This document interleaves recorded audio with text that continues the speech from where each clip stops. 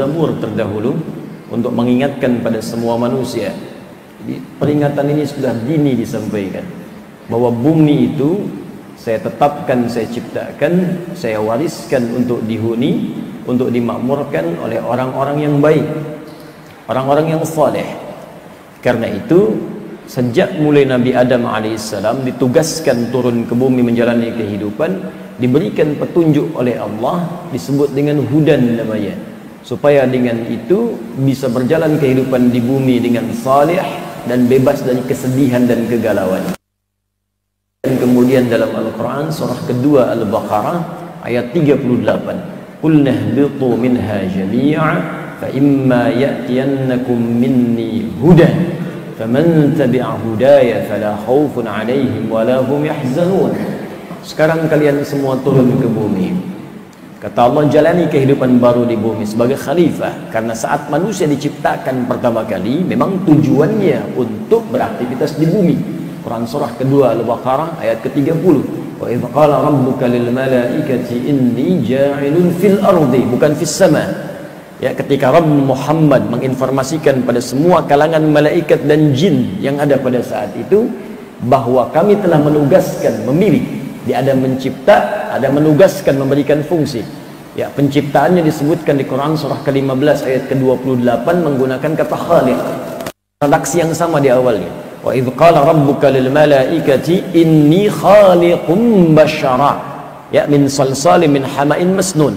Ketika Rabbmu berfirman pada seluruh malaikat dan jin yang ada pada saat itu.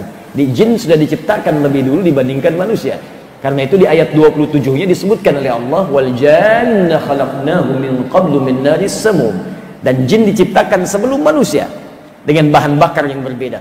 Ya, dengan bahan materi yang berbeda, dari api yang menyala-nyala. Ketika diciptakan manusia itu tidak ada ciptaan Allah yang tanpa faedah, ya, tanpa fungsi, tanpa manfaat. Maka dijelaskan apa tujuan menciptakan manusia ini, disebutkan tadi Al-Baqarah ayat 30. Jadi yang pertama Quran surah Al-Hijr ayat ke-28 penciptaannya menggunakan khaliq. Inni khaliq, saya pencipta. Karena itu Allah disebut sang khaliq yang mencipta dan yang tidak ada sama sekali. Ya. Basyara, basyara, makhluk yang punya gabungan kecenderungan antara takwa dengan nafsu. Kalimat basyar untuk membedakan dengan malaikat, bukan malaikat. Kalau malaikat jiwanya takwa saja. Ya, kalau hewan nafsu saja. Ini makhluk di tengah-tengah, punya sifat hewani, punya sifat takwa. Menggabungkan keduanya. Karena itu setelah tercipta kemudian keadaannya, roh disatukan dengan fisik tubuhnya, maka disebutkanlah kecenderungan ini dua-duanya. Ya, baik nafsu, nama lainnya fujur atau takwa. Ya, maka turun Quran surah 91 Asy-Syams ayat 7 sampai 10 itu. Wa nafsin wa ma sawwaha fa alhamaha fujuraha wa taqwaha. Maka dalam diri kita ada fujur, ya, yang nanti melahirkan nafsu, ada juga takwa. Ya, nafsu dengan takwa sama-sama disebutkan 115 kali dalam Al-Qur'an. Ketika jadi manusia, maka disebut kemudian tugasnya, fungsinya apa? Karena semua ciptaan Allah itu punya fungsi. Tidak ada yang sia-sia. Maka turunlah Quran surah kedua Al-Baqarah ayat 30 untuk menjelaskan fungsinya. Wa idz qala rabbuka lil malaikati inni ja'ilun, ya, fil ardi khalifah. Ketika Rabbmu menginformasikan pada para malaikat seluruhnya dan kalangan jin yang ada pada saat itu, kami tetapkan manusia untuk menjalani misi di bumi. Tugasnya di bumi, bukan di langit. Karena itu ketika selesai tuntas diciptakan manusia pertama, diberi nama dengan Adam, Al-Baqarah ayat 31, diberikan bekal, wa 'allama Adamal asma'a kullaha. Ya, diberikan pelatihan kemudian di surga dengan segala hal yang ada di dalamnya. Masih ada ujian. Karena itu beda dengan surga yang akan kita tempati nanti. Surga Nabi Adam itu tempat untuk melatih beliau sebagai persiapan sebelum turun ke bumi. Surga kita, surga yang akan kita nikmati tanpa ada ujian lagi kemudian hari. Ya, mala ainun ra'at wala udhunun sami'at wala khatara ala qalbi bashar. Tak pernah terlihat, dipandang, tak pernah terdengar seperti itu gambarannya nyata. Kalau ada diinformasikan kepada kita, nanti jauh seperti apa yang didengar oleh kita. Ya. Kemudian nampak keindahannya, nggak pernah terasakan oleh siapapun dari kalangan makhluk. Ya, surga Nabi Adam masih ada ujian. Ya, Quran surah kedua ayat 35. Ya, wa qulna ya Adam uskun anta wa zaujukal jannah wa la taqraba hadhihi syajarata fatakuna minadh dhalimin. Kata Allah, Adam dan pasanganmu Hawa, tinggali surga ini untuk berlatih, nikmati semuanya silakan. Apa yang kamu dapatkan, tapi jangan dekati satu pohon ini. Ya, engkau berpotensi menjadi zalim kalau mendekatinya. Baik, jadi masih ada ujian di sini. Sampai kemudian tuntas menjalani di situ, pelatihannya turun ke bumi untuk menjalani misinya. Maka sudah dilatih di situ cara menghadapi setan bagaimana. Karena setan pernah menggoda. Al-Baqarah 36. Fa'azallahuma syaitanu anha fa'akhrajahuma mimma kana fi. Ya, jadi sudah diperkenalkan. Ini musuhnya nanti dari kalangan iblis. Ya, menjadi setan. Cara menggodanya begini. Makanya nanti ketika diturunkan ke bumi, kalimat pertama Adam bermohon kepada Allah, meminta kemudian supaya anak cucunya pun dibentengi oleh Allah dari godaan-godaan setan. Maka turun Quran surah ke-7 Al-A'raf itu dari ayat 26 sampai 27, bahkan sampai ke 31-nya nanti. Ya bani Adam la yaftinannakumus syaitanu kama akhraja abawaykum minal jannah. Anak cucu Adam, anakku cucuku. Nanti kalau engkau hidup setelah aku, ya, diabadikan di Al-Qur'an itu. Hati-hati, akan ada setan nanti yang akan menjauhkan kau dari kenikmatan Allah Subhanahu wa taala seperti bapak moyangmu dulu pernah digoda dikeluarkan dari surga. Lengkap semuanya. Karena itu ketika turun tidak dibiarkan oleh Allah turun begitu saja. Diberikan kemudian pedoman yang bisa menjaga kesolehan Adam sehingga dekat dengan Allah Subhanahu wa taala. Karena memang fungsinya saat tinggal di bumi saleh sehingga buminya bisa makmur. Maka diberikan bimbingan disebut dengan hudan. Ya. Qulna ihbitu minha jami'a fa imma ya'tiyannakum minni huda. Adam, Hawa turun. Nanti saat menjalani hidup di bumi aku berikan bimbingan lengkap namanya hudan, membuat kamu saleh dan bisa memakmurkan bumi. Kalau diikuti petunjuk ini, maka engkau aku akan jamin selama hidupmu di bumi, fala khaufun, akan terbebas dari kegelisahan. Lawan gelisah itu tenang. Jadi kalau ikut petunjuk saya, kata Allah, kamu akan tenang hidup di bumi. Rumah tangga tenang, bekerja tenang, beraktivitas sosial tenang. Walahum yahzanun, dan tidak banyak sedih, senang. Jadi rupanya Allah menugaskan kita hidup di bumi, menjalani hidup itu bukan untuk gelisah, untuk tenang. Ya, bukan untuk sedih, untuk senang. Jadi kalau ada yang hidup di bumi penuh kegelisahan, penuh kesedihan, artinya dia kurang baca petunjuk. Petunjuknya disebut dengan hudan namanya. Setiap berganti masa, berganti tugas, berganti generasi, diutus seorang nabi tetap membawa hudan. Karena itu semua kitab yang dibawa para nabi itu disebutnya hudan. Nabi Musa mendapatkan Taurat disebut hudan. Quran surah ke-17 ayat yang kedua. Wa ataina Musal kitaba wa ja'alnahu hudan li bani Israil. Kami berikan kepada Musa alaihissalam itu kitab Taurat. Wa ja'alnahu hudan. Kami jadikan Taurat itu sebagai hudan. Al-Quran diturunkan pada Nabi Muhammad sallallahu alaihi wasallam disebut hudan. Buka Quran surah kedua Al-Baqarah ayat 185. Syahrul Ramadan alladzi unzila fihi al-Quran hudan linnas wa bayyinatin minal huda wal furqan. Di bulan Ramadan kami turunkan Al-Quran, kata Allah. Apa fungsinya? Hudan. Jadi kalau ingin saleh, baca Al-Quran. Ingin saleh, pelajari Al-Quran. Ingin saleh, amalkan Al-Quran. Ingin bahagia, amalkan Al-Quran. Ingin tenang, amalkan Al-Quran. Maka di Quran ada bimbingan ketenangan di rumah tangga. Di Quran ada bimbingan kesuksesan dalam bekerja. Di Quran ada bimbingan mengentaskan persoalan. Apa di antaranya? Kata Allah, kalau ingin engkau tenang, ingin soleh, maka tingkatkan takwa kepada Allah Subhanahu wa ta'ala. Dimanapun engkau beraktivitas. Mau engkau tinggal di tempat lahirmu, mau merantau ke tempat-tempat yang baru, maka takwa itu jadi pedoman supaya membuat diri kita saleh, dekat dengan Allah. Ketika takwa meningkat, maka semua kemudahan akan didapat. Karena itu ketika Allah turunkan Quran surah ke-49 ayat ke-13, menginformasikan pada semua manusia, ya ayyuhan nas, hei semua manusia tanpa kecuali. Disebutkan dengan ya 361 kali disebutkan dalam Al-Quran harfun nida. Linida'il qarib wal mutawassit wal ba'id. Munahu disebutkan untuk memanggil yang dekat, yang menengah atau yang jauh. Jadi Allah ingin mengatakan, hei semua manusia, baik dekat, menengah ataupun jauh. Ayyuha disebutkan 150 kali dalam Al-Quran. Ayyunya munada berfungsi taukid untuk menguatkan, haknya tanbih untuk mengingatkan. Kalau diterjemahkan dengan bahasa nahwu, begini jadinya. Hei semua manusia tanpa kecuali, saya tegaskan pada kalian, saya ingatkan. Nas disebutkan 241 kali dalam Al-Quran, menunjuk semua manusia dengan sifat sosialnya. Hei kalian semua manusia, tanpa kecuali semuanya, kata Allah. Saya ingatkan, saya tegaskan, ya ayyuhan nas, inna khalaqnakum min dzakarin wa untha. Kami ciptakan kalian ada dua jenis. Kalau bukan laki-laki, pasti perempuan. Ya. Jadi tidak ada laki-laki yang ke perempuan-perempuanan, perempuan yang ke laki-laki. Ya. Dilihat saja. Kalau bukan laki-laki, apa namanya? Perempuan. Wa ja'alnakum syu'uban wa qabaila lita'arafu. Dan kami tetapkan kalian itu syu'uba. Pasti hidupnya akan berkat kelompok. Itu sudah pasti tuh.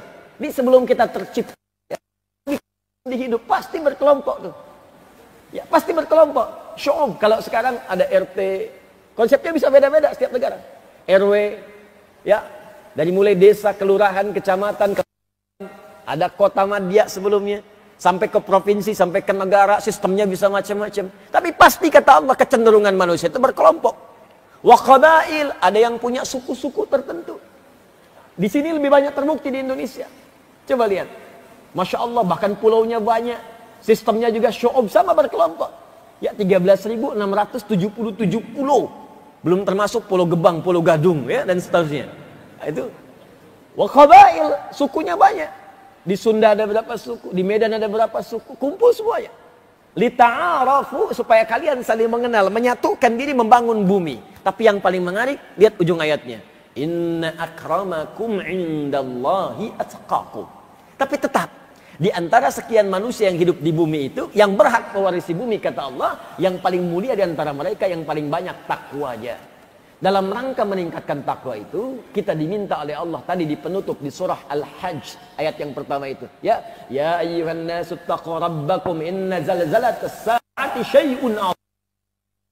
Diingatkan kita cepat banyak meningkatkan takwa sebelum tiba masa berakhirnya kehidupan kita di dunia, atau dunia ini hancur kemudian berakhir sampai kita pulang kepada Allah Subhanahu wa taala.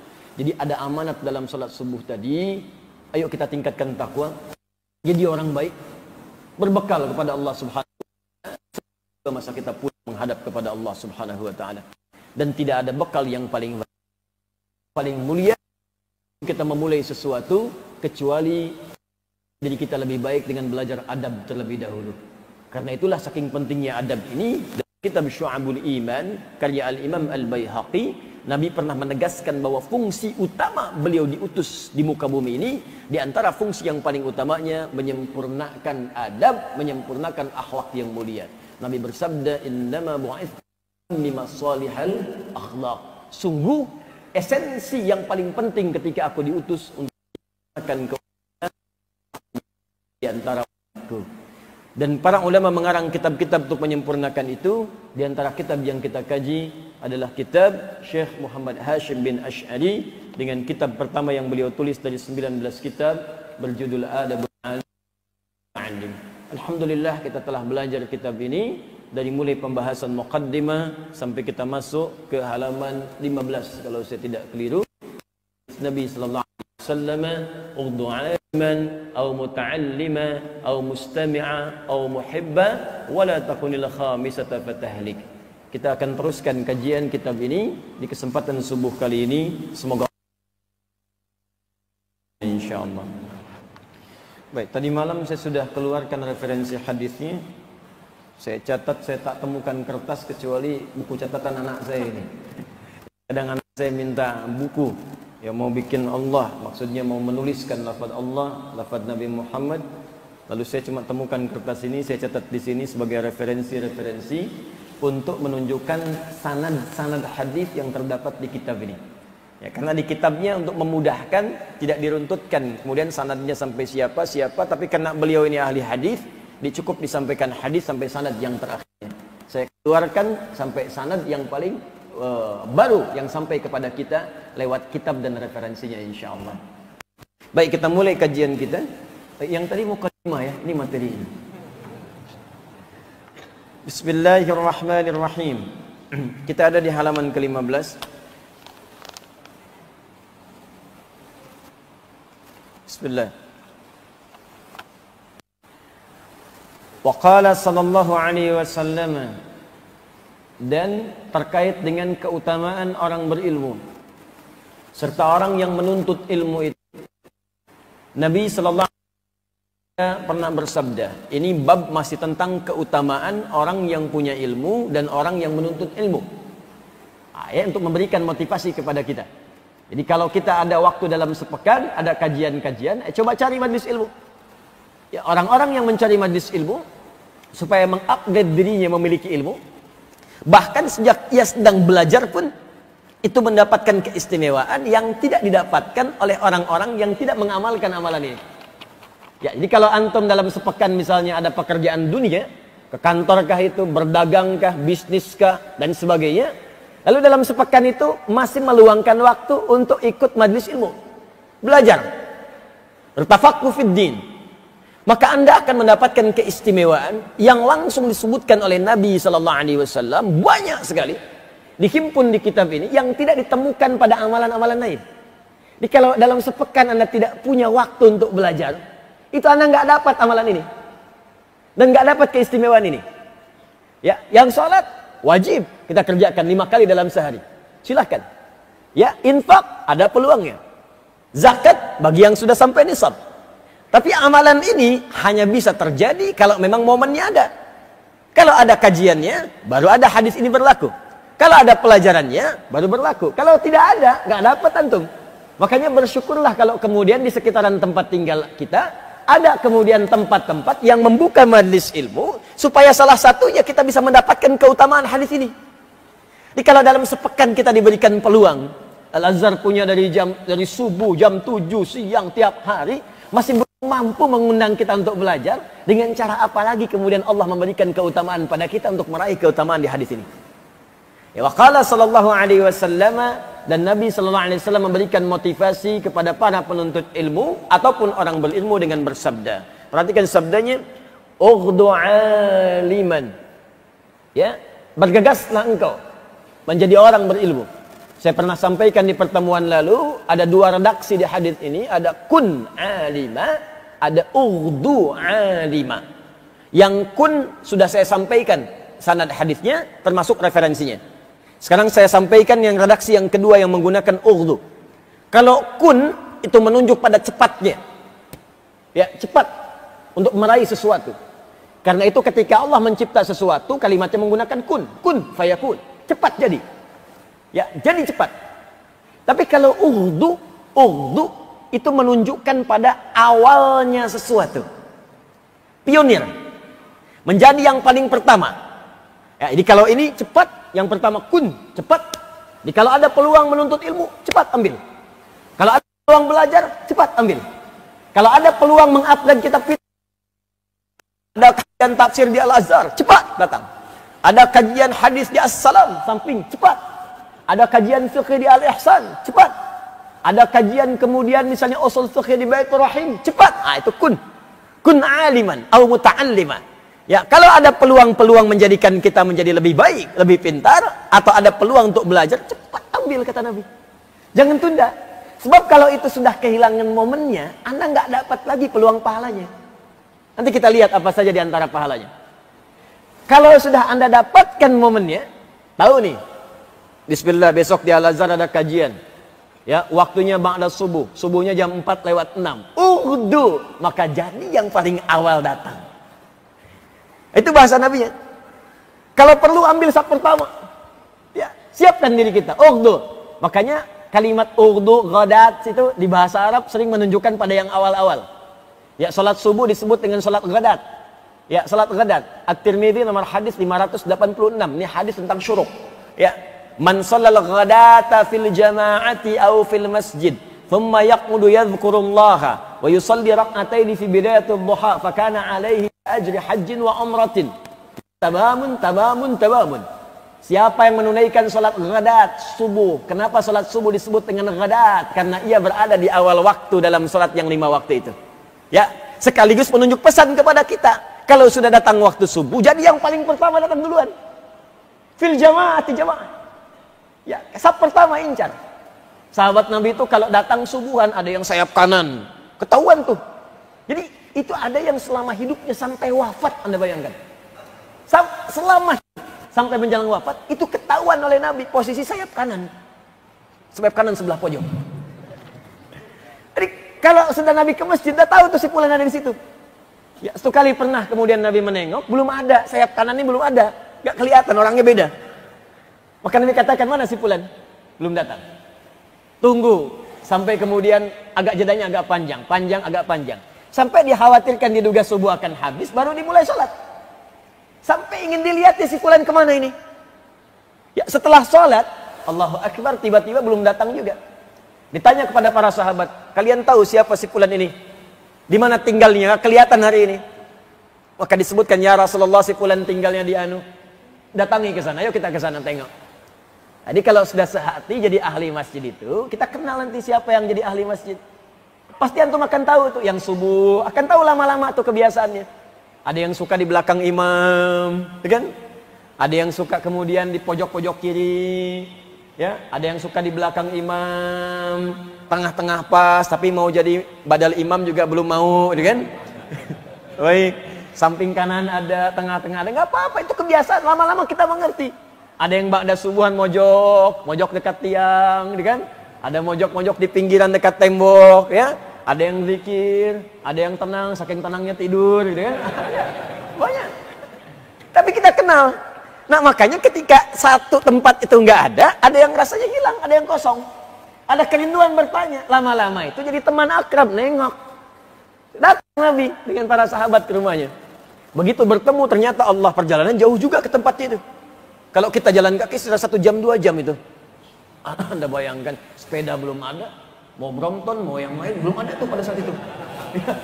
Nggak ada sepeda itu. Ya. Motor juga apalagi, mobil nggak ada. Bayangkan, Allahu Akbar, dengan kakinya masih bisa berjalan perjalanan jauh untuk menunaikan sholat subuh dan mendapatkan saf pertama pojok kanan. Itu kalau telat dikit kan nggak kebagian. Antum kalau telat dikit nggak kebagian ini. Ya, ngincar-ngincar sebelah kanan luar. Baik. Jadi Allahu Akbar. Kalau nggak datangnya tepat waktu nggak dapat. Jauh itu. Begitu sampai di situ, subhanallah, masya Allah, apa yang terjadi? Kata istrinya dia sudah wafat. Sudah wafat. Kata Nabi, adakah kemudian yang membuat engkau aneh sebelum wafat? Ada sesuatu nggak? Nggak ada ya Rasulullah. Cuman dia itu kayak orang ngigo sebelum wafat itu. Dia katakan, ya Allah, kenapa nggak lebih jauh lagi? Ya Allah, kenapa bukan yang baru ya Allah? Nabi tersenyum mengatakan, ya. Ketika dia mengatakan demikian, ditampakkan oleh Allah pahala-pahala kebaikannya. Jadi kalau orang saleh itu saat akan wafat ditampakkan ya kebaikan-kebaikan dia, pahala-pahala dia, gambaran-gambaran surganya. Makanya ketika wafat itu akan wafat tenang, senang dia, tenang, jiwanya tenang. Dan panggilan wafat itu panggilan ketenangan. Quran surah ke-89 ayat 27 sampai 30. Ya ayyatuhan nafsul mutmainnah. Hei jiwa yang sedang tenang. Kenapa dia bisa tenang? Karena tampak semua kebaikan. Tampak nih pahala kamu nih saat jamaah, pahala kamu saat belajar, pahala kamu saat ke masjid, ditampakkan dan digambarkan kenikmatan surganya. Makanya ayatnya nanti akan disambungkan dengan surga. Irji'i ila rabbiki radiyatan mardiyah. Cepat pulanglah kepada Rabbmu, aku ridha dengan amalmu dan engkau pun akan ridha dengan pemberianku. Fadkhuli fi ibadi wadkhuli jannati. Ini kalimatnya. Masuk dalam golongan hambaku yang baik, aku siapkan surga untukmu. Nih gambarannya begini. Makanya saat sakaratul maut itu tenang, lihat tenang, enak.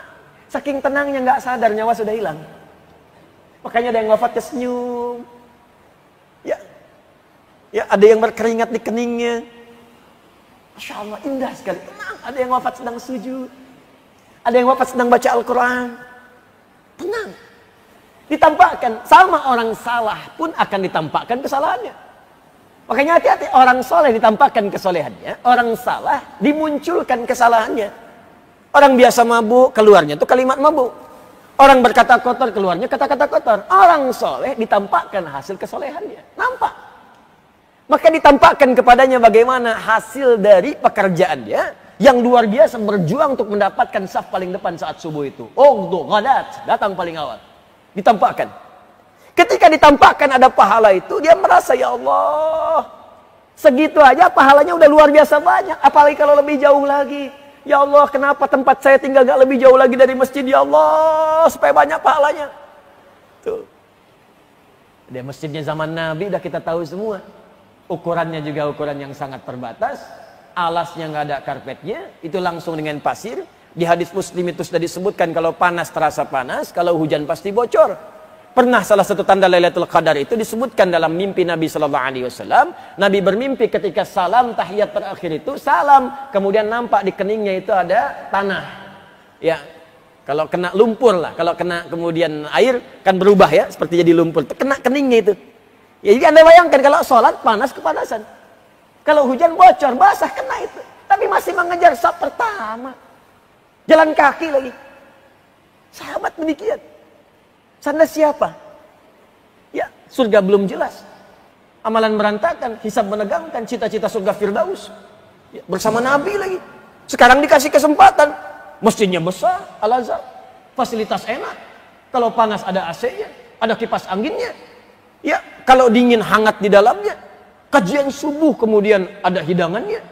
Ya, teh manis ada. Sarapan nggak tahu, gitu kan? Di luar banyak. Ya, jadi kalau dengan semua fasilitas ini belum juga membantu kita menyentuh untuk ibadah di masjid, ya dengan cara apa lagi difasilitasi? Dulu orang ke masjid sederhana itu karena motivasinya kuat, jalan kaki pun dapat, 2 jam ditempuh.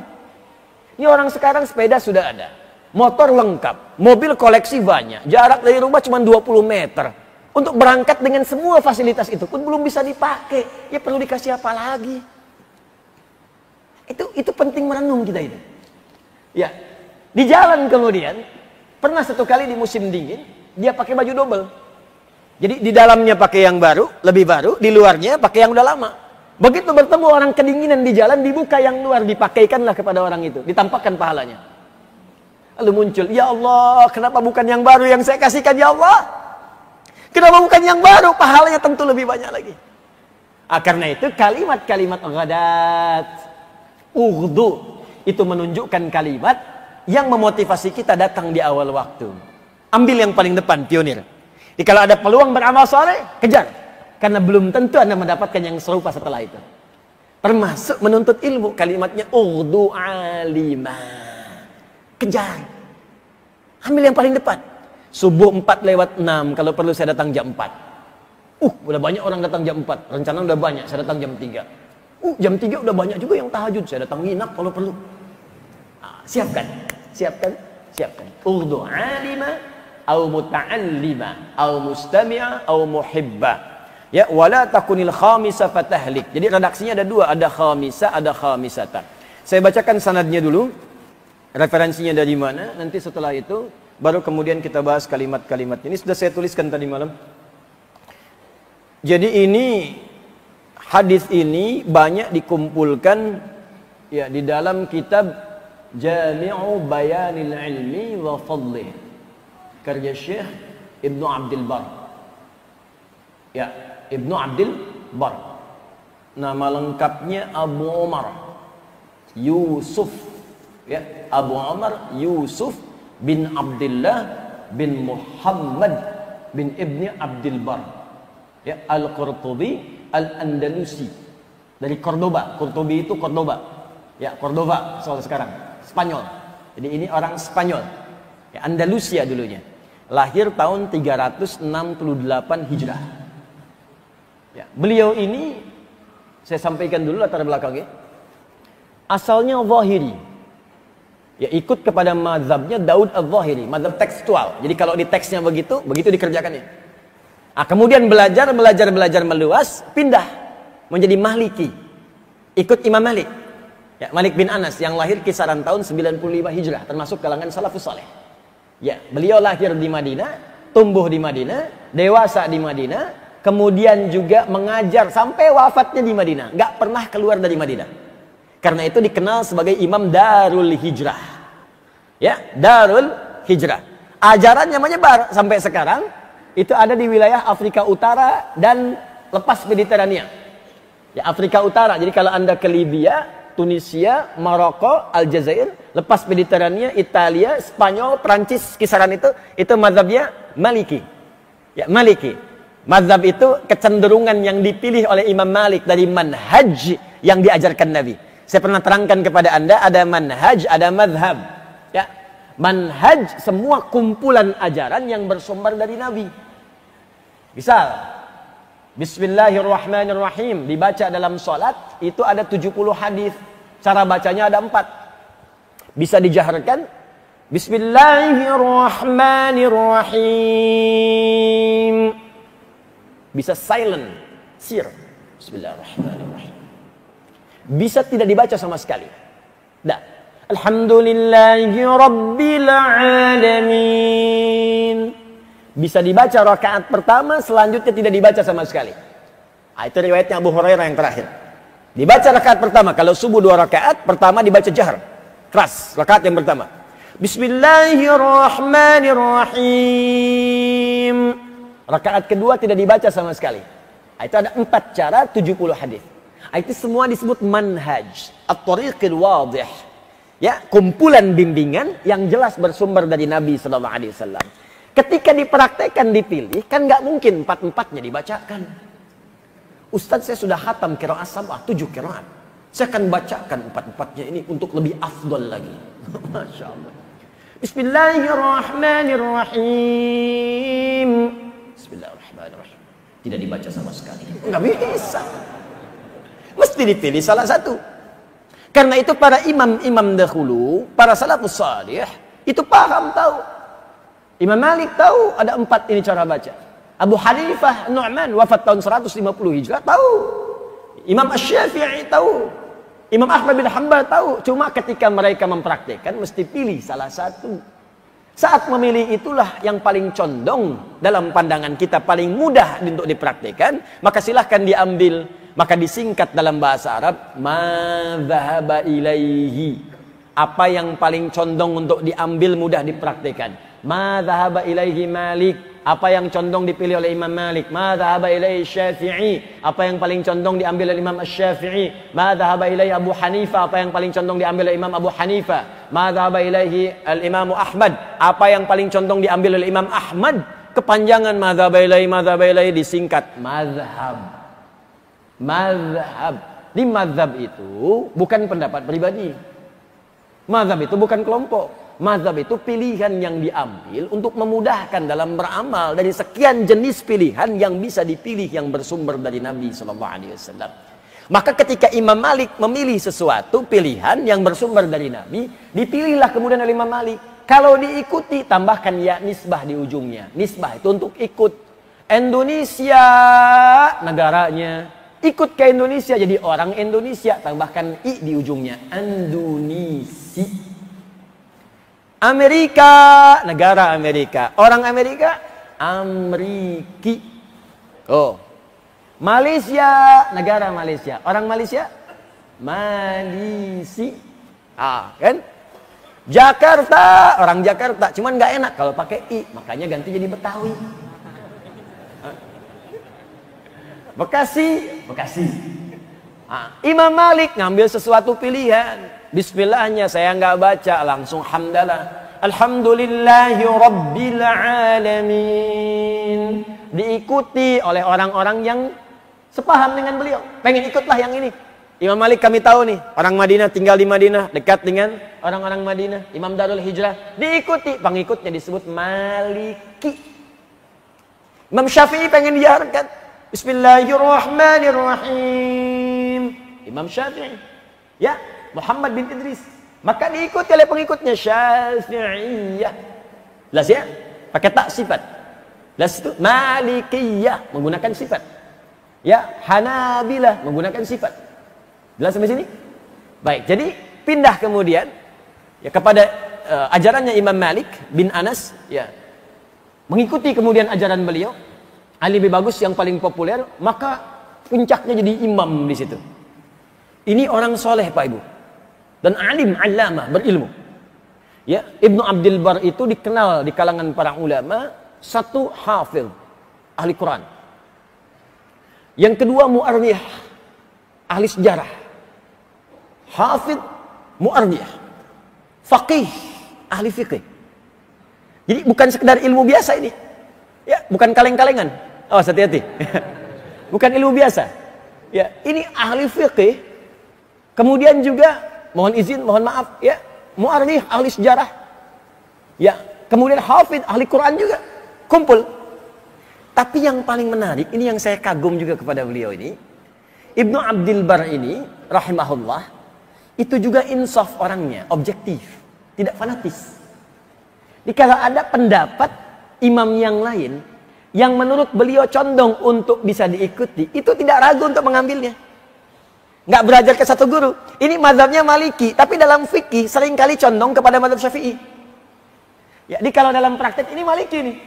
Tapi kalau dalam satu persoalan, misalnya muqaranah, ya dibandingkan misal ya, dalam Al-Fatihah Bismillahirrahmanirrahim 70 hadis, beliau ikut Maliki ini yang paling kuat nih.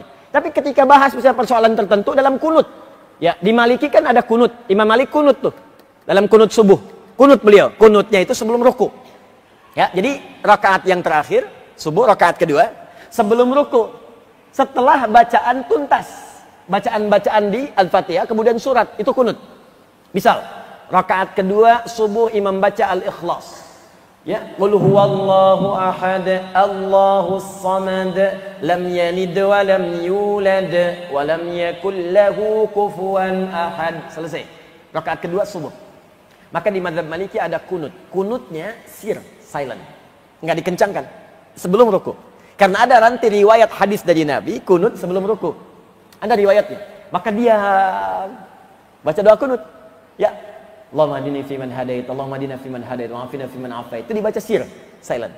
Jadi kalau Anda sedang ke Libya, Maroko, Aljazair, Tunis, sedang ke Spanyol, ya, di Perancis, tiba-tiba ada orang subuh Anda ikut, setelah kemudian baca surat, bacanya suratnya panjang, gitu kan?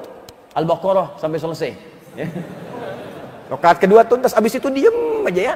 Nah, itu sedang baca kunut. Oh, kok imamnya lama banget ya? Jangan-jangan lupa gitu, jangan-jangan lupa. Bukan lupa, sudah selesai baca suratnya, dia sedang kunut.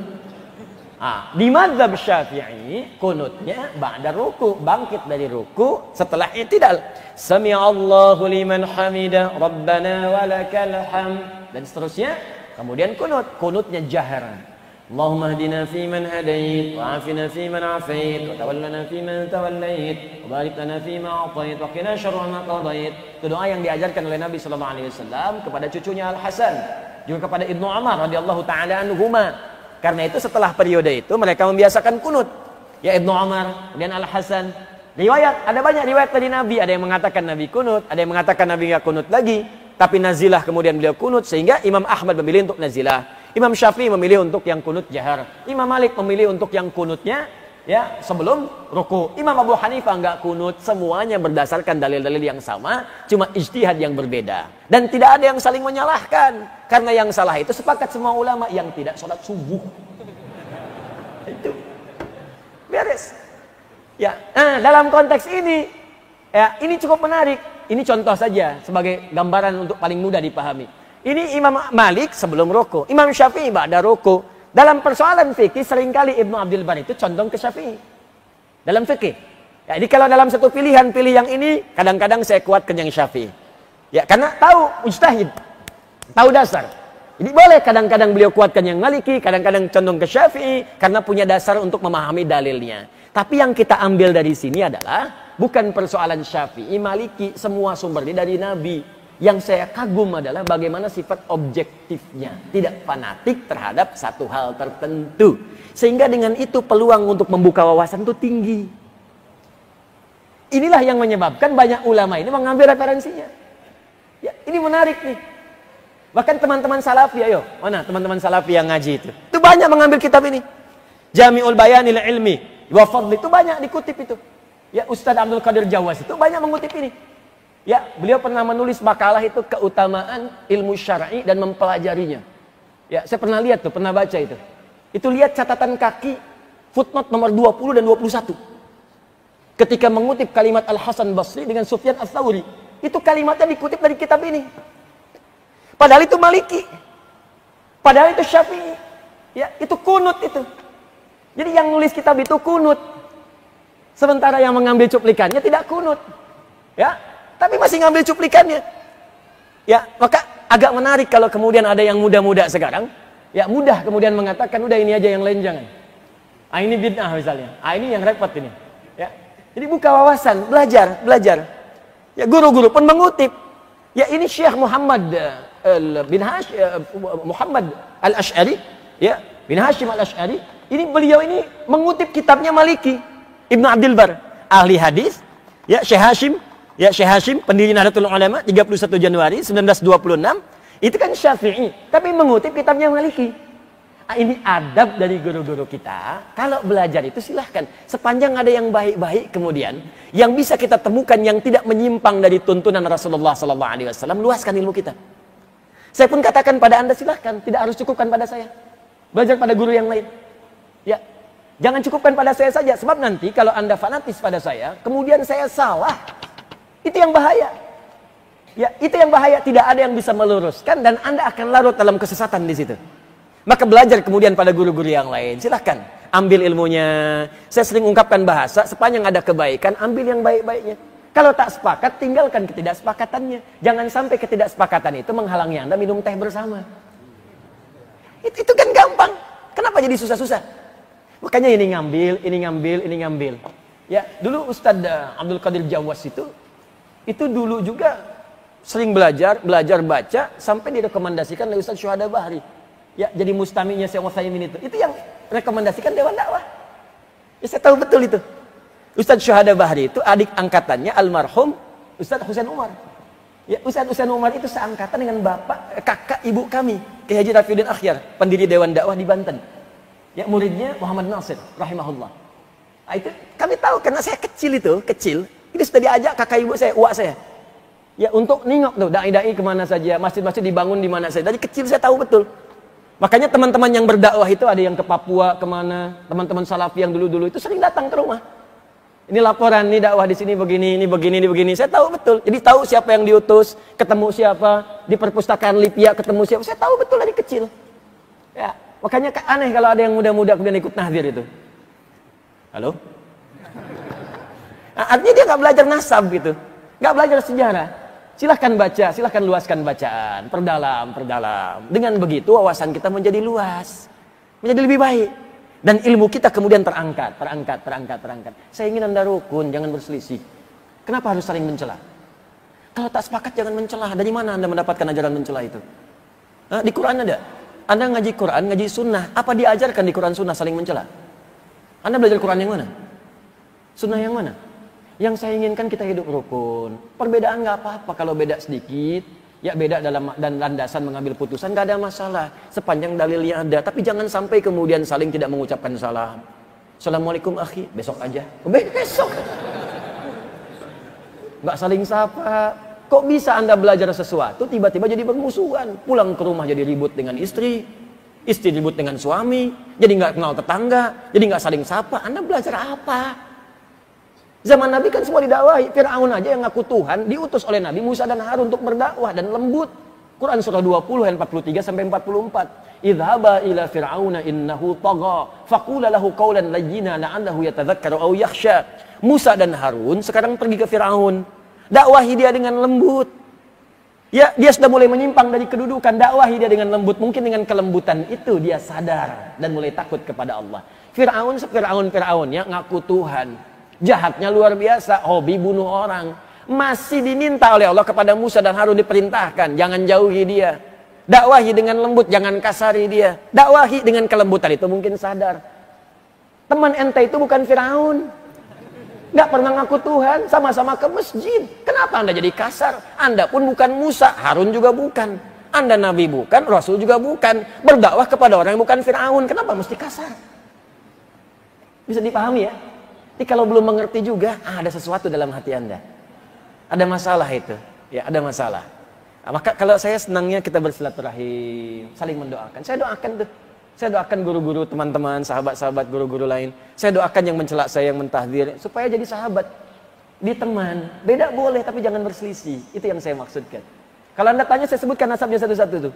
Ya, si Fulan belajar di sini, PGA-nya di sini, di fasilitas sini, pindah ke sini belajar di sini. Saya belajar. Ya, SD saya diajak-ajak, kemudian saya masuk pesantren, begitu kelas 1 SMA, saya diminta kemudian lewat saya datang ke istana Muhammad Nasir itu.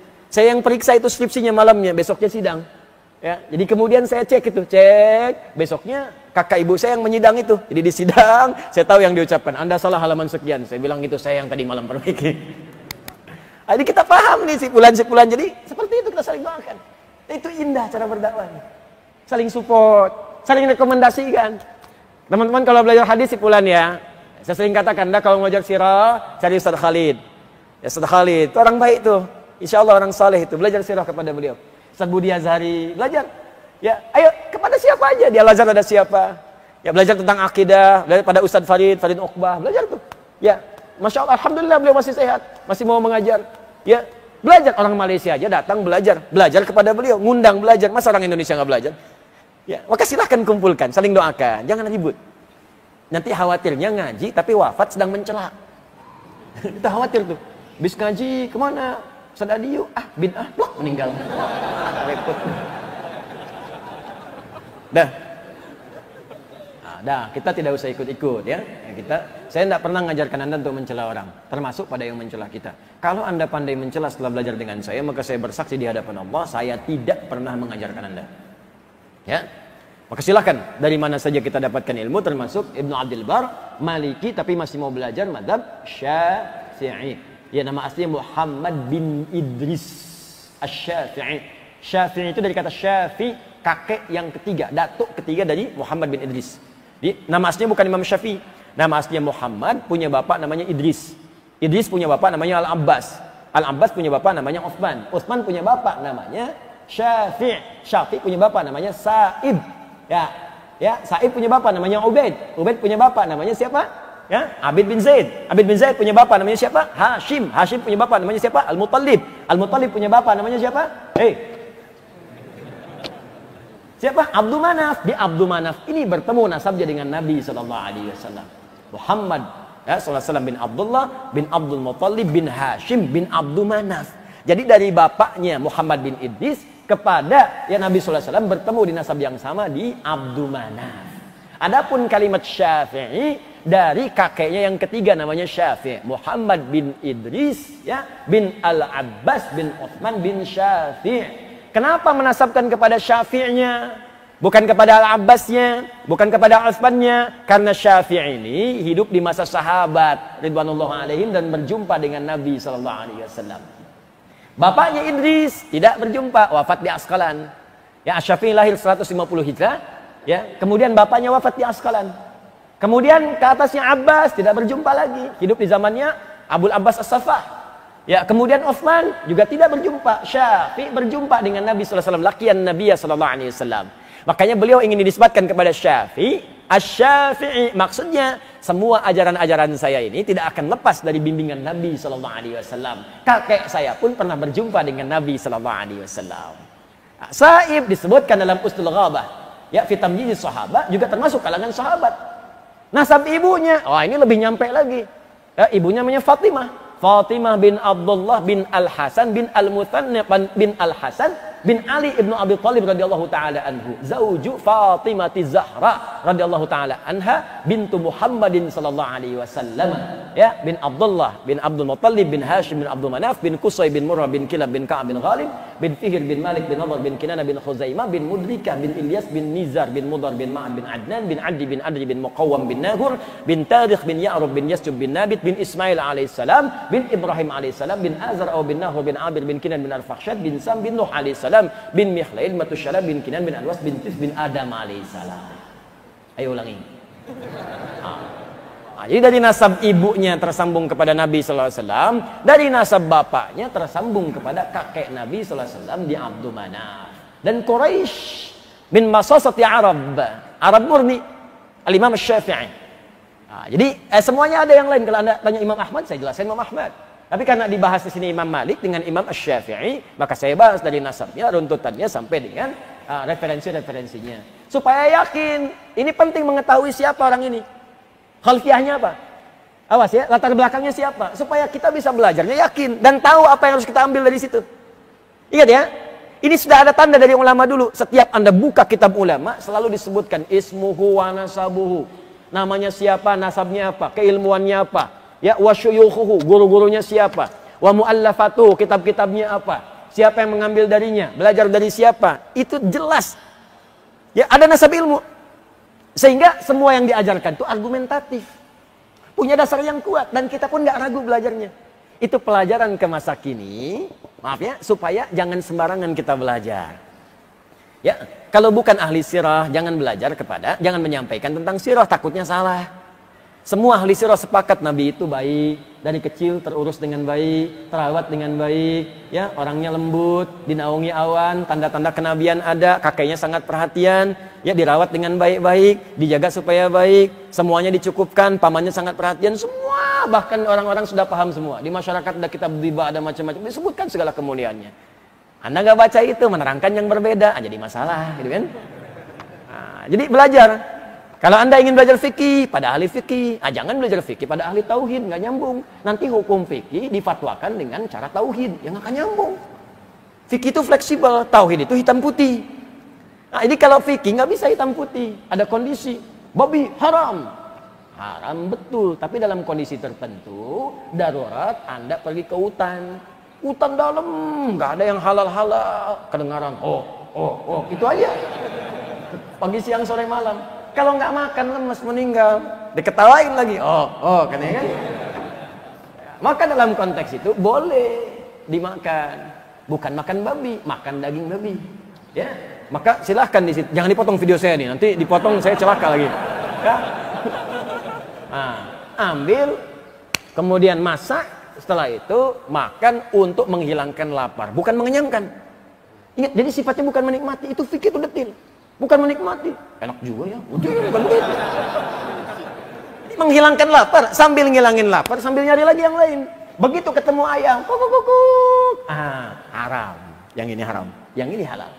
Ayam yang halal, maka tinggalkan kemudian daging babi tadi, kemudian ambillah daging ayam tadi. Maka dalam fikih itu begitu, ada fleksibilitas. Ad-daruratu tubihul mahdharat. Dalam keadaan darurat yang dilarang pun bisa dihalal. Yang halal bisa diharam. Nikah halal, tapi kalau dengan pernikahan pasangan bisa menyakiti dan menjauhkan dari Allah Subhanahu wa taala, bisa jatuh haram. Itu fikih. Jadi nggak bisa memfatwakan fikih dengan tauhid. Kita terdesak, Pak, nggak ada makanan lain, haram sampai meninggal. Itu berbahaya. Jelas sampai sini?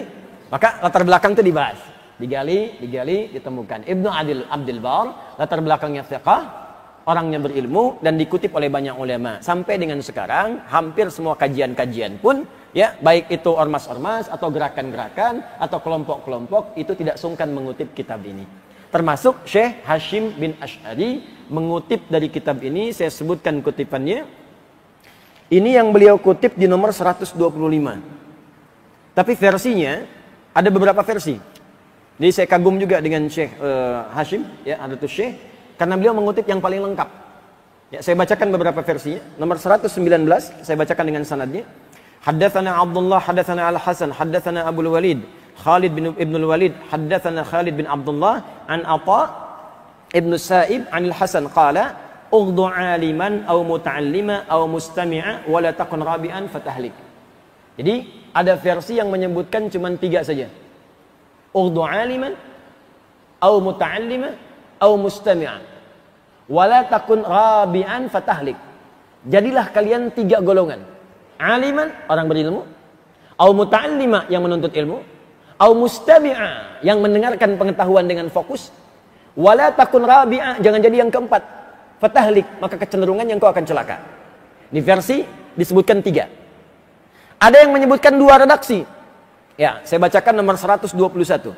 Akhbarana Abdullah, hadatsana Al-Hasan, hadatsana Ya'qub, qala hadatsani Safwan ibn Salih, hadatsana Umar ibn Abdul Wahid, anil Auza'i, qala hadatsani Harun ibn Ri'ab, qala kana Ibnu Mas'ud yaqul radhiyallahu ta'ala anhu, ughdu 'aliman aw muta'allima wa la taghdu fi ma baina dzalika fa innama baina dzalika jahilun aw jahlun.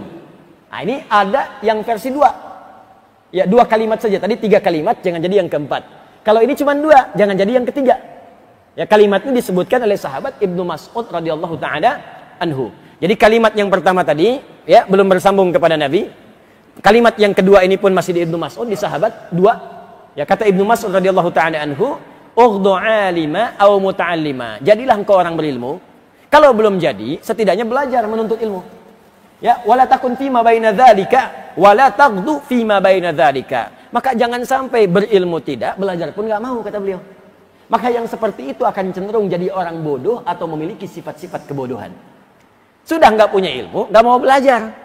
Jangan seperti itu, kata Ibnu Mas'ud. Maka yang demikian itu akan cenderung bodoh, cenderung tidak tahu, sholat nggak ngerti karena nggak mau belajar.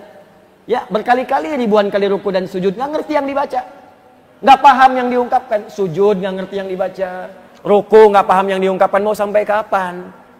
Kata Ibnu Mas'ud, kalau nggak pernah mau belajar, kalau nggak bisa ngajar, minimal belajar. Besok-besok belajar. Ini makna takbir, ini makna iftitah, pekan ketiga makna al-fatihah, pekan keempat artinya ruku, pekan kelima i'tidal. Belajar supaya paham. Kalau nggak pernah belajar, nanti nggak paham-paham. Kalau nggak paham-paham, khusyuknya sulit diraih. Bagaimana bisa khusyuk dalam sholat kalau nggak ngerti yang dibacakan dalam sholat? Itu kalimat Abdullah bin Mas'ud radhiyallahu taala anhu. Kalau ada orang belajar dengan baik, mau belajar, maka kata beliau, teruskan kalimatnya, wa innal malaikata tabsutu ajnihataha lirajulin ghada yatlubul ilma minar ridha bima yasna. Kalau ada orang mau belajar dan dia semangat sampai datang pengen lebih awal. Nah, ini yang menafsirkan Ibnu Mas'ud, bukan Adi Hidayat. Oh, hati-hati. Kata Ibnu Mas'ud radhiyallahu taala anhu, fokus, kalau ada orang senang menuntut ilmu dan bukan sekedar senang, dia memburu majlis ilmu sampai mengejar saf-saf yang pertama, datang lebih awal, pengen datang duluan. Itu kata beliau menafsirkan hadis yang di Ibnu Majah, nomor hadis 233. Ya, riwayat sahabat Abu Darda radhiyallahu taala anhu.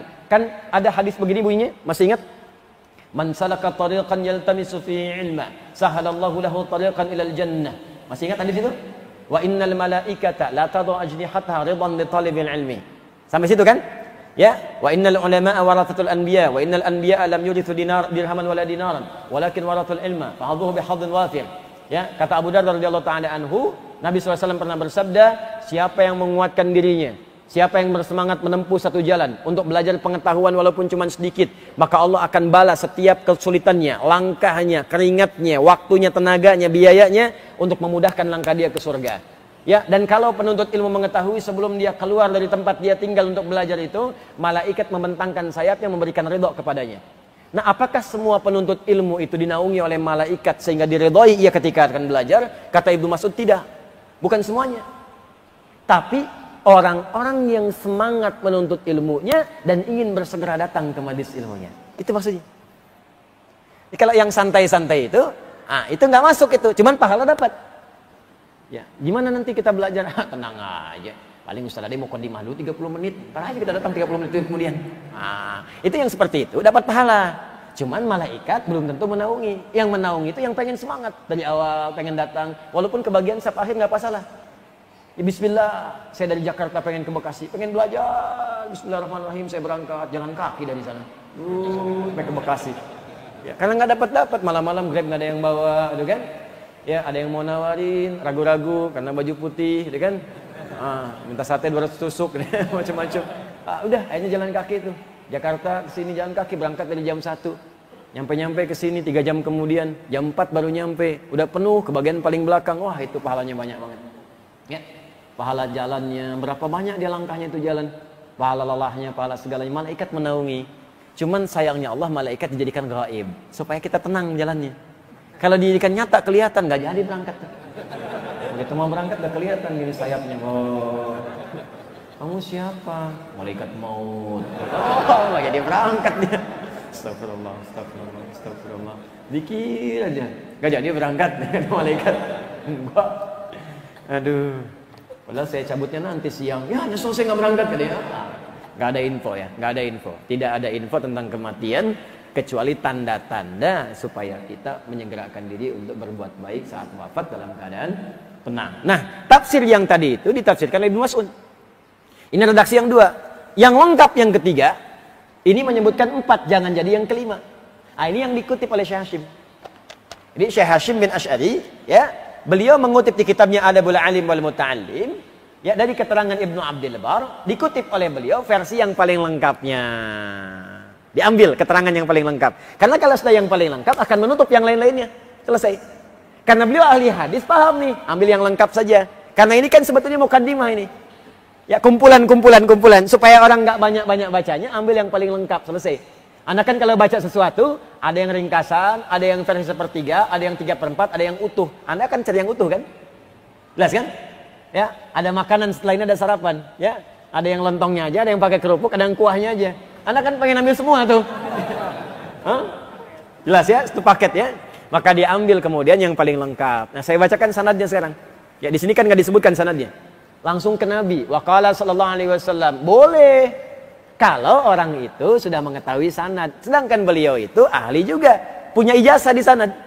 Nah, ini beliau punya ijazah. Jadi sebelum memulai kitab-kitab ditulis disebutkan ijazahnya. Saya kata beliau hadits Muslim ini sanadnya, ijazahnya. Yang Al-Bukhari ini ijazahnya. Ada semua ijazahnya. Karena sudah belajar itu sudah tahu. Kalau sudah tahu derajat hadisnya. Kalau sudah tahu derajat hadis, boleh mencantumkan langsung ke Nabi sallallahu alaihi wasallam. Nah, kita yang belum tahu, cek dulu. Ya, kalau tak punya kemampuan, ikut yang tahu. Taklid namanya di situ. Taklid itu pada yang tahu, pada yang fiqh. Ya, kalau sudah fiqh kita ikuti boleh. Kalau awam itu tidak punya kewajiban untuk menggali. Awam tuh ikut. Jangan dipaksa, orang awam tuh jangan dipaksa. Kecuali kalau ingin belajar, naik, update, naik. Ya, saya bacakan sanadnya. Ini agak panjang. Akhbarana Khalaf ibn Al-Qasim rahimahullahu ta'ala qala haddatsana Muhammad ibn Al-Husain ibn Salih As-Sabi'i Al-Halabi Abu Bakar di Dimashq. Ya, di Damsyik, Syria. Qala haddatsana Abu Bakar Muhammad bin Ja'far bin Sufyan ibn Yazid Ar-Raqi wa Abu Abdullah Muhammad ibn Al-Husain ibn Razin Al-Muqri Al-Fanadiqi wa Abu Muhammad, ya, Bayan ibn Ahmad bin Ali Al-Qattan qalu haddatsana Ubaid ibn Jannad Al-Halabi qala haddatsana Atha bin Muslim Al-Khaffaf an Khalid an Abdurrahman ibn Abi Bakrah an abihi anin Nabi sallallahu alaihi wasallam. Nah, itu panjang diurutkan tuh. Ketemu. Kita mah enak aja tinggal anin Nabi qala Rasulullah sallallahu alaihi wasallam. Orang dulu nyari itu sampai ketemu.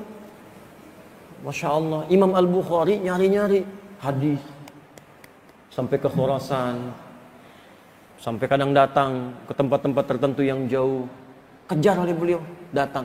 Kadang-kadang udah jauh-jauh, balik lagi. Karena hadis yang didapatkan menurut beliau tidak qualified. Pernah datang jauh-jauh tuh ke satu tempat, begitu datang ditanya. Katanya ada hadis dari si fulan, tolong tunjukkan. Oh iya itu tempatnya, udah jauh-jauh jalan kaki tuh.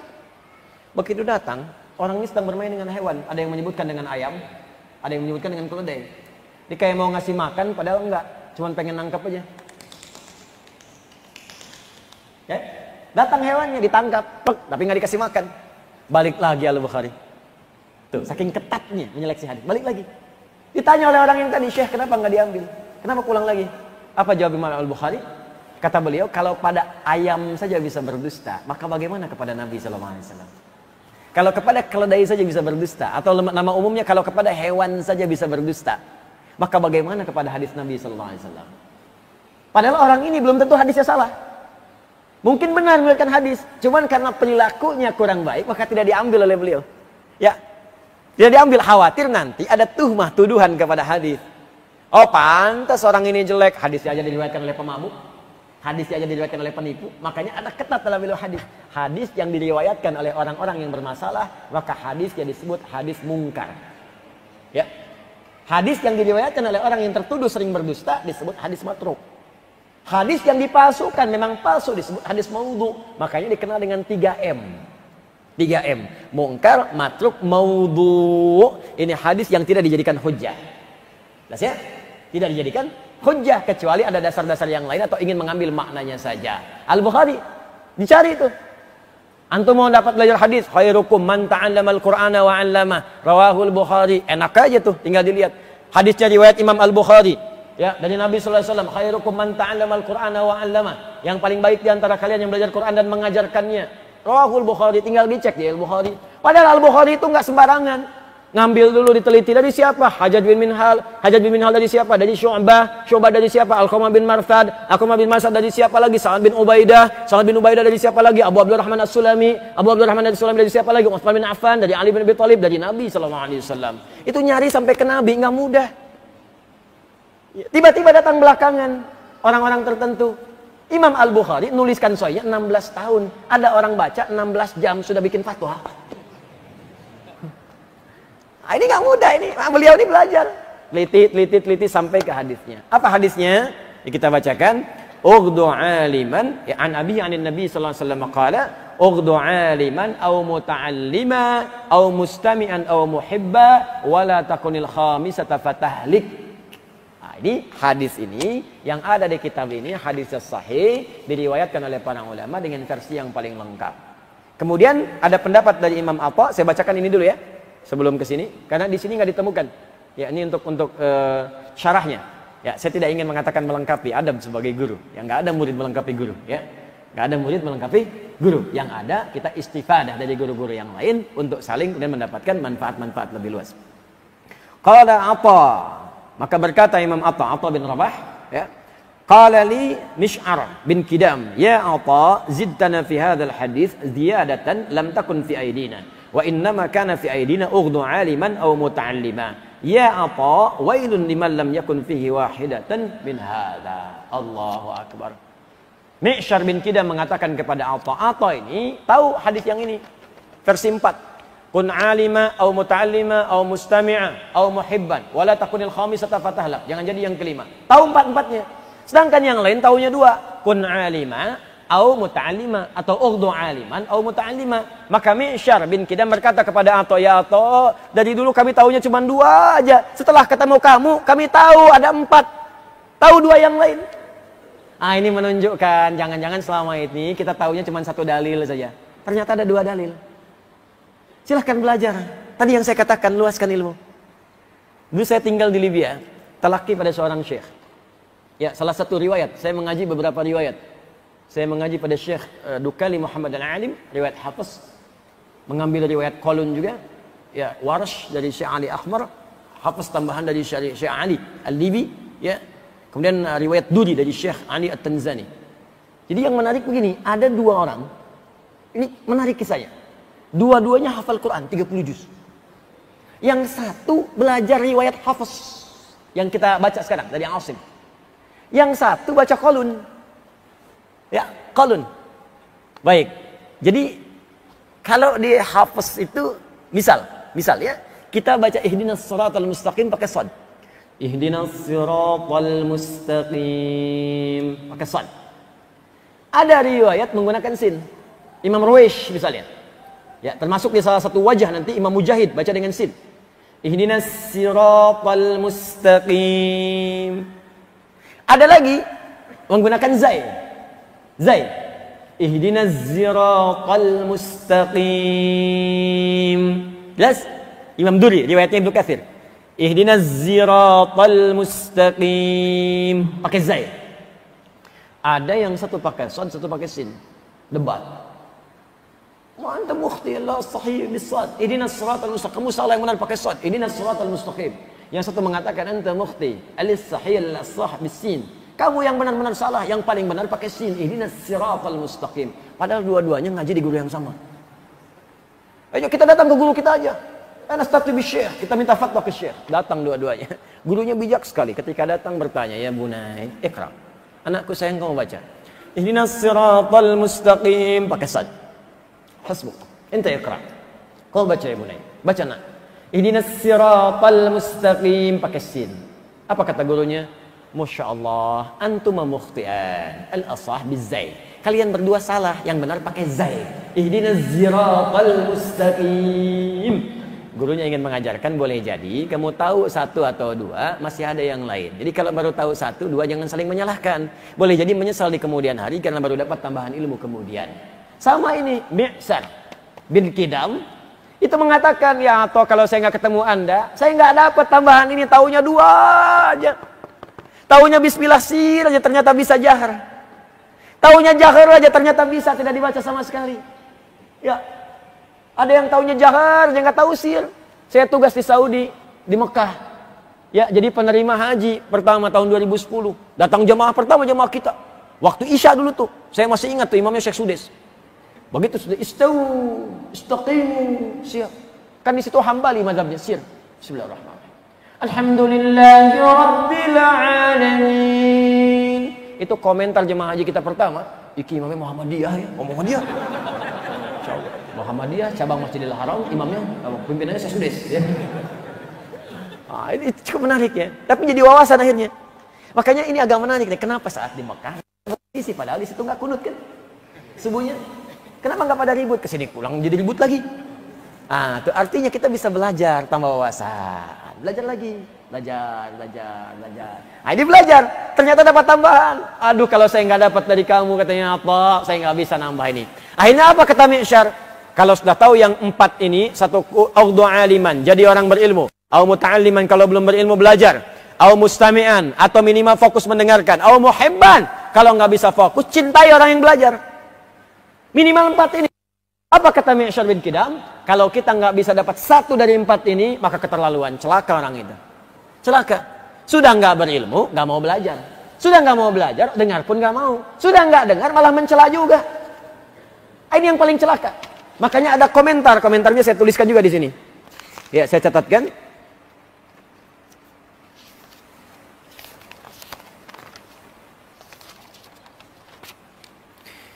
Baik, wailun liman lam yakun fihi wahidatun min hadza. Ini komentarnya. Celaka orang yang tak punya 1 pun dari 4 yang disebutkan ini. Bahkan ada yang menafsirkan, apa di antara 1 yang 4 ini? Antara tafsirannya adalah mu'adatul ulama. Ada yang memusuhi para ulama. Ada yang mencela orang yang belajar. Ada yang sinis kepada yang belajar. Ada yang menyoal orang-orang yang belajar. Nggak tanggung-tanggung majlis taklimnya, ya. Nggak tanggung-tanggung tempat belajarnya, nggak tanggung-tanggung gurunya, nggak tanggung-tanggung orang yang ikutnya. Nah, ini kalau ada orang yang begitu, sudah dia nggak berilmu, sudah nggak juga punya datang kesempatan untuk belajar, sudah nggak mau dengar juga nggak fokus, sudah juga nggak mencintai orang-orang yang belajar dan mencela aja dan memusuhinya. Maka ini kata para ulama, wailun, celaka orang ini, fatahlik, bencana bagi orang ini, bencana. Maka pertanyaannya sekarang, kalau kita nggak mau masuk kepada yang celaka, nggak ingin masuk pada yang bencana, maka harus menjadi 1 dari 4 ini. Siapa yang 4 bagian ini? Kita bacakan hadisnya dari kitab ini kembali. Ya, ini sebagai penutup. Ughdu alima. Ayo jadi pionir Anda untuk jadi orang yang berpengetahuan. Update. Harus punya ilmu. Ya. Aplikasinya begini, aplikasinya. Mau tahajud, belajar dulu ilmunya. Jangan cuma abid, cuma kerjain aja, belajar. Update Pak, Bu, status kita. Ini sederhana ya, cuman dalam.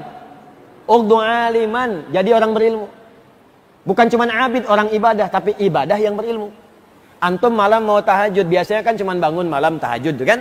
2 rakaat, witir 1, ada yang 11, ya, ada yang 23, silahkan. Tapi sebelum Anda kerjakan, kalau mau mengupgrade diri kita, pelajari dulu keutamaan tahajud apa. Dalilnya apa. Apa yang dikerjakan Nabi saat tahajud, bacaan apa yang dibaca oleh Nabi, doanya bagaimana, tambahkan, tingkatkan. Jadi status kita naik saat sedang tahajud itu bukan hanya abid, orang yang ibadah, tapi alim, orang yang berilmu dengan ibadahnya. Nah, jika ada orang yang seperti itu, Allahu Akbar, maka status pahalanya naik dari 10 itu disebutkan dalam Quran surah ke-6 Al-An'am ayat 160. Man jaa'a bil hasanati falahu asyru amsalihha. Siapa yang mengerjakan satu kebaikan hasanah yang bernilai pahala, maka dia mendapatkan 10 nilai pahalanya. Salat disebut hasanah. Di Quran surah ke-11 ayat 114. Ya, aqimis sholata tarafain nahar wa zulafan minal lail innal hasanati yudhibnas sayyi'at. Kata Allah, kerjakan salat itu di 2 pertengahan siang sampai dengan menjelang malam, itu subuh sampai dengan isya. Sungguh salat itu perbuatan hasanat yang bisa menggugurkan segala keburukan-keburukan. Jadi kalau orang salatnya baik, keburukannya hilang. Ini yang dimaksud sumber keburukan, fahsya dan mungkar. Ditafsirkan di Quran surah ke-29 ayat 45. Inna sholata tanha anil fahsya wal mungkar. Jadi perbuatan hasanah itu bisa menutup keburukan. Ini rumus juga. Kata Nabi, kalau engkau sedang banyak berbuat salah, kalau ingin tobat dari kesalahan, tutupi dengan kebaikan. Maka yang baik ini bisa menutup yang salah. Itu ada di Imam An-Nawawi menyebutkan di Al-Arba'in, nomor hadis ke-18. Masih ingat hadisnya? An Mu'adz bin Jabalin wa Jundub bin Junadah radhiyallahu ta'ala anhuma anin Nabi sallallahu alaihi wasallam qala, ya, qala Rasulullah sallallahu alaihi wasallam, ittaqillaha haitsu ma kunta wa atbi'il sayyi'atal hasanata tamhuha. Masih ingat? Mana pelajarannya? Al-Arba'in, nomor hadis ke-18 dari 42 hadis. Nabi SAW bersabda, tingkatkan takwamu kepada Allah dimanapun kau berada. Jangan cuma di masjid, di kantor bertakwa, di rumah tangga bertakwa, di pasar bertakwa, di mall bertakwa. Takwa. Orang takwa nggak mencuri, orang takwa nggak korupsi, Makanya kalau orang takwa jadi pejabat, jangan takut. Orang Islam tuh kalau megang jabatan pasti amanah. Kalau benar bertakwa, takwa. Nah, wa'at bi'is sayyi'atul hasanah tamhuha. Kalau engkau pernah berbuat salah, ingin dihilangkan kesalahan itu, berbuat jadi baik. Dulu pernah misalnya berbuat salah, kumpul-kumpul nggak jelas, pernah mabuk, pernah macam-macam, tinggalkan perbuatan itu, kerjakan yang baik. Kalau banyak mengerjakan yang baik, orang akan melupakan yang jeleknya. Ditutup oleh Allah. Paling menjadi hikmah itu. Lihat tuh orang itu, Masya Allah, jadi ahli masjid sekarang. Padahal dulu dia pemabuk. Padahal dia dulu pemalak, sekarang jadi orang baik. Jadi hikmah, jadi keburukannya bukan jadi cobaan, jadi hikmah. Dan doanya pun doa-doa kebaikan. Semoga Allah muliakan orang itu. Semoga Allah kasih orang itu. Beda. Ya, beda dengan orang yang bertahan dengan keburukan. Doanya pun lain. Ya Allah, kalau bisa wafatin aja orang ini, ya Allah. Tuh, kan? Udah lain tuh. Jelas ya? Ah, maka bagian yang ini, teman-teman sekalian, update. Ini prakteknya. Mau tahajud, belajar. Kalau sudah bisa belajar, pahalanya beda.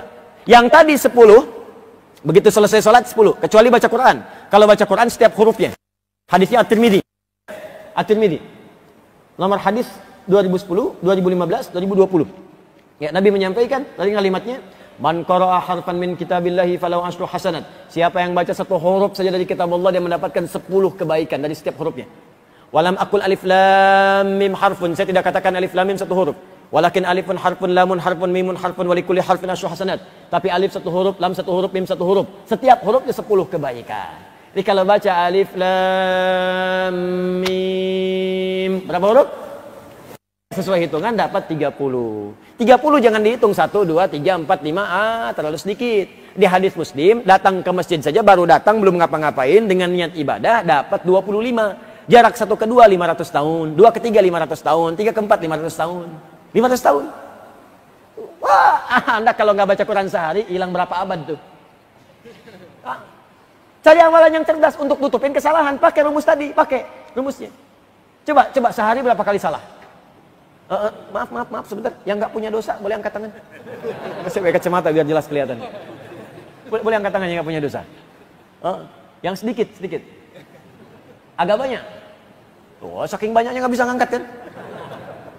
Jangan dosa yang banyak-banyak yang kita pikirkan umum dulu. Rinci satu-satu. Kalau mau tahu dosa kita, rinci satu-satu. Rinci satu-satu. Dosa mata, berapa kali melihat yang salah?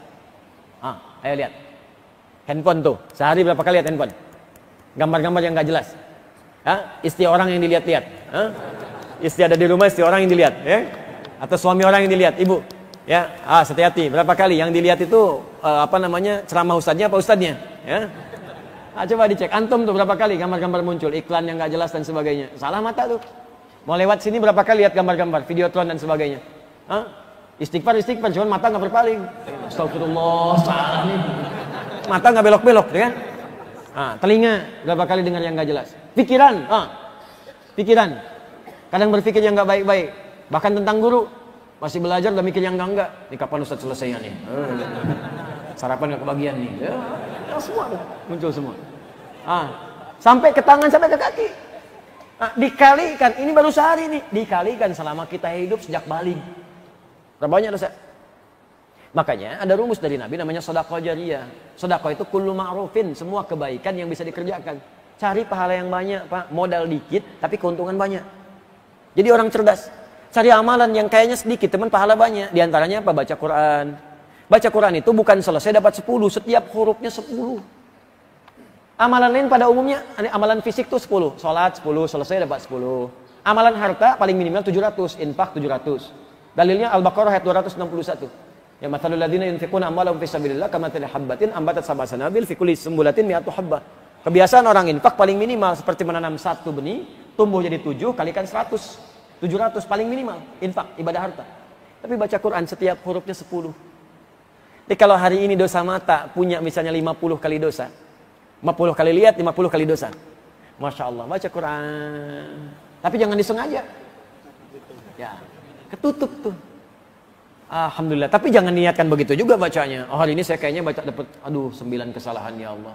9. Nun. Alhamdulillah masih ada untung 1. Udah itu udah nggak ada orang baca Quran begitu.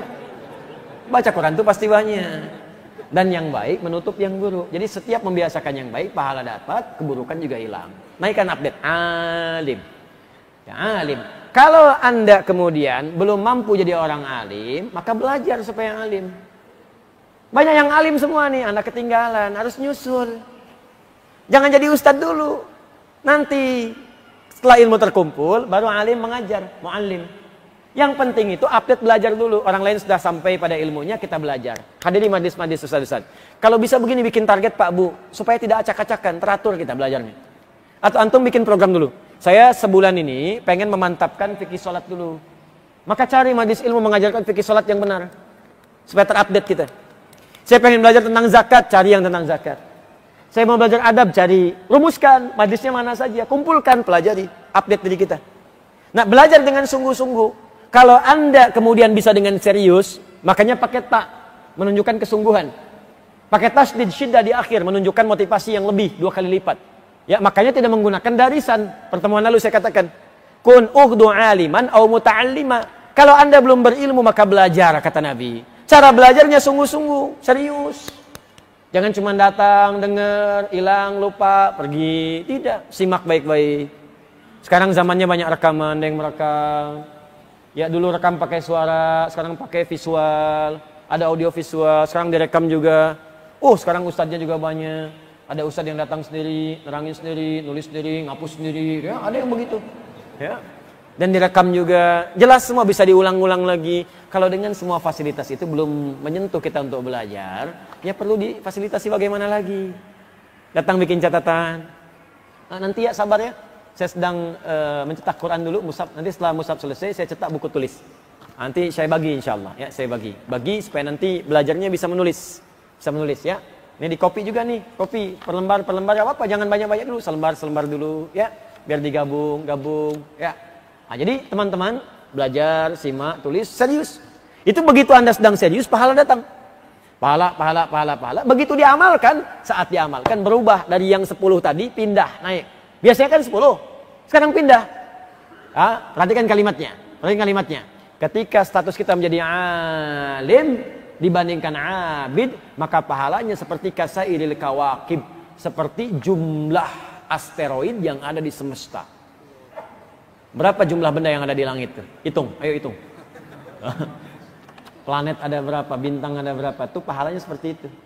Penghargaan kepada orang yang punya pengetahuan, karena dihargai berapa banyak dia berjuang.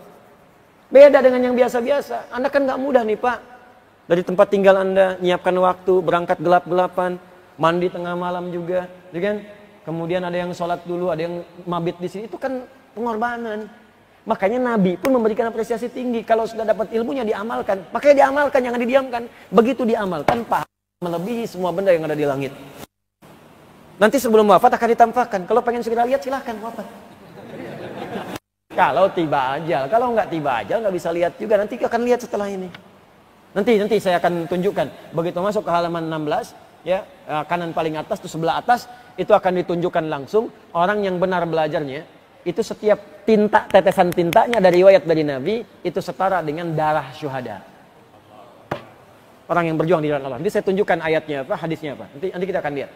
Ya, kita akan lihat nanti. Ya, pena orang yang menuliskan dengan berjuang dan berniat ingin mengamalkan, tafaqquh fiddin, berniat ingin mengamalkan, itu setiap tetesan penanya itu senilai dengan darah syuhada yang tumpah ketika berjihad fisabilillah.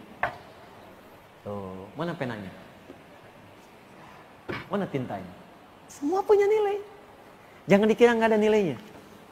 Nanti insya Allah saya senang dan nanti saya coba cari fasilitas supaya terdorong menulis. Kalau nggak ada pulpen bilang, nanti saya carikan pulpennya sekalian. Ya, kalau dengan semua itu saya berikan juga Anda belum semangat, ya tujukan pada saya dengan cara apa lagi mesti semangat. Ya, supaya saya hisabnya ringan di hadapan Allah. Jadi saya katakan, ya Allah, saya sudah berusaha semaksimal mungkin.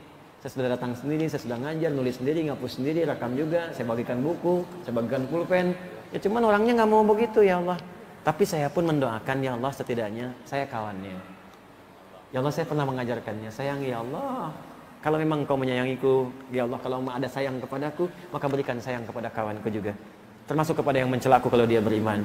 Ya, termasuk kepada yang menuduhku kalau dia beriman. Ya Allah, dia temanku, dia sahabatku. Mohon ya Allah ampuni dosa-dosanya. Saya memaafkannya. Dan hidup kita ringan. Untuk apa cari musuh? Ya, untuk apa cari musuh? Insya Allah saya maafkan orang-orang yang pernah menuduh, mencela, mentahdzib. Saya maafkan insya Allah. Ya, saya menganggap mungkin belum kenal, belum tahu.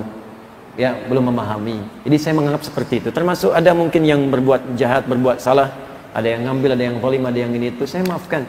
Cuma memang teman-teman juga bertobat. Kalau nggak bertobat urusan Anda repot. Kalau dia maaf tuh begini, urusan maaf tuh, kalau saya maafkan hati saya lapang. Jadi saya nggak mikirin lagi.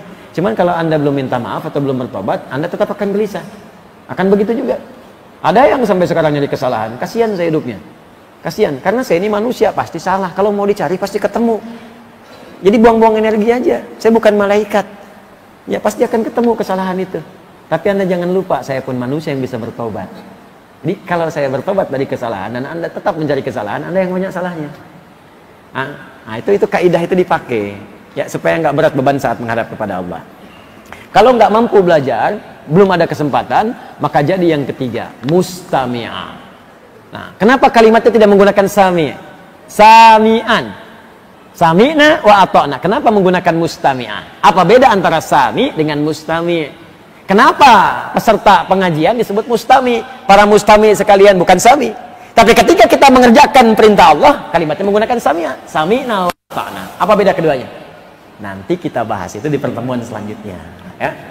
Baik, nanti kita bahas di pertemuan selanjutnya. Kita cukupkan dulu sampai di sini, teman-teman sekalian.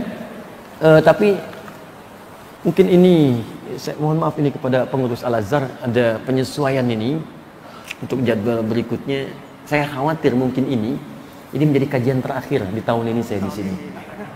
Ya, karena kita akan mulai lagi tahun depan. Tahun ini kita selesai.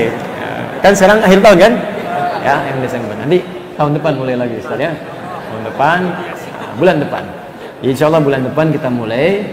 Waktunya nanti kita, insya Allah saya usahakan tetap di waktu yang sama, Ahad pertama subuh. Tapi saya ingin ada yang baru, nanti yang belum ada ini minimal 1 lembar lah dikopikan saja. Tolong dibantu nanti, atau saya nanti minta staf saya juga bantu kopi supaya saat masuk nih di pintu-pintu udah dapat nih. Ya, bisa tinggal buka halaman 15, buka. Yang tulisannya begini tuh 15 ya. Ini buka yang paragraf sekian, aman sekian. Jadi kita sambil belajar begini pegang bukunya, pegang kopiannya, ya. Jadi semua saksinya banyak nanti. Ya, ketika meninggal ini bicara kertasnya ini, saya pernah belajar, ya. Baik ya. Nah, itu nanti semuanya enak. Terus pelajarannya enak. Nanti Anda kumpulkan jadi satu begini. Dia Anda sudah paham Arabnya, ngerti bacanya, cara menerangkannya tahu. Begitu nanti sudah dewasa, anak Anda ajarkan dari kecil tuh ini. Buka kitabnya nih, jangan yang ada catatan, yang kosong.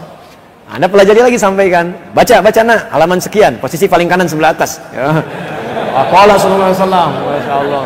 Bapak hafal ya? Bapak dulu belajar. Makanya kamu mesti rajin juga. Oh, kapan belajarnya? Nih bukti selfie Bapak tuh waktu di dalam. Udah ya, ini yang kita pelajari hari ini. Saya izin menyampaikan pengumuman. Catat ya tanggalnya, saya tidak bosan mengingatkan. Tanggal 15 Desember. Pekan depan. Ahad depan. 15 Desember 2019. Waktunya jam 8 sampai menjelang zuhur. Jam 8 sampai kurang lebih setengah 12. Tempatnya di Islamic Center di Koja, Jakarta Utara. Itu akan ada momen besar yang hanya berlangsung setahun sekali, insya Allah. Momennya momen sehari bersama ahli Quran, bersama Al-Quran. Di situ insya Allah kami akan mengajarkan pertama cara menghafal Quran 30 hari 30 juz di sifat yang terbuka, tempat terbuka. Biasanya kami ajarkan di karantina, sekarang kami ajarkan metode yang bisa dipakai di tempat-tempat yang luas. Misalnya Anda ingin menghafal sendiri di rumah, kita ajarkan caranya. Nanti taklimnya dimulai jam 8, jadi saya taklim dulu, saya ajarkan itu.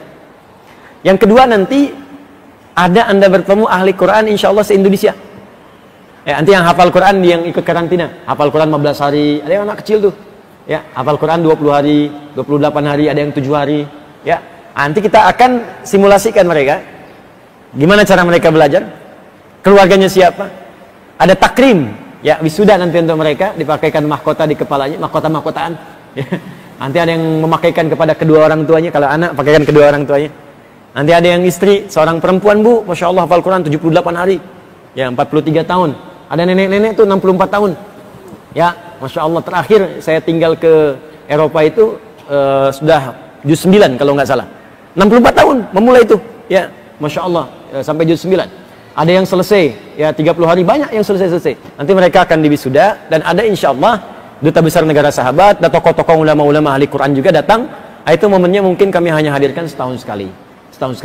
Ya, jam 8 sampai dengan jam setengah 12. Kita juga nanti hadirkan perangkat-perangkat yang nanti insya Allah kita pakai slide, pakai macam-macam. Mungkin itu bisa membantu. Jadi kalau Anda yang anaknya pengen jadi ahli Quran, pengen jadi penghafal Quran, pengen cepat hafal Quran, mungkin itu momentum terbaik untuk belajar.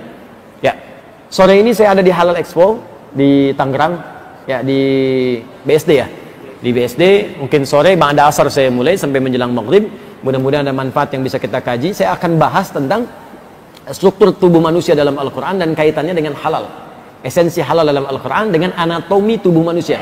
Jadi kalau di kedokteran itu cuma fisik, kita akan bahas dari Quran tentang roh manusia, tentang akal manusia, tentang tubuh manusia, dan kaitannya dengan halal. Jadi kalau orang makan yang haram, dampaknya ke roh itu seperti apa? Ke fisik bagaimana? Ke akal bagaimana? Ke ilmunya bagaimana? Dan sebagainya. Itu kita bahas nanti sore. Jadi di situ nanti ada anjuran untuk ayah jangan sampai bekerja dapat yang haram, sehingga nanti saat pulang akan ada pengaruh kepada anak, pada keluarga. Dampaknya seperti apa? Kita bahas di sore. Ya, teman-teman, itu yang kita sampaikan. Dan insya Allah mushaf ini sedang saya cetak. Ya, nanti kalau selesai nyetak mushaf 10.000 kami cetak, 4.000 akan kami kirim ke Bali. Ya, 2.000 itu ada yang untuk kami bagikan profesi untuk tentara, ada yang polisi, ada yang pegawai, buruh. Ya, nanti selebihnya saya bagikan juga untuk teman-teman untuk belajar. Insya Allah. Ya, kalau masih ada stok. Ya, kalau ingin berlomba silahkan Anda bisa bareng-bareng kita cetak.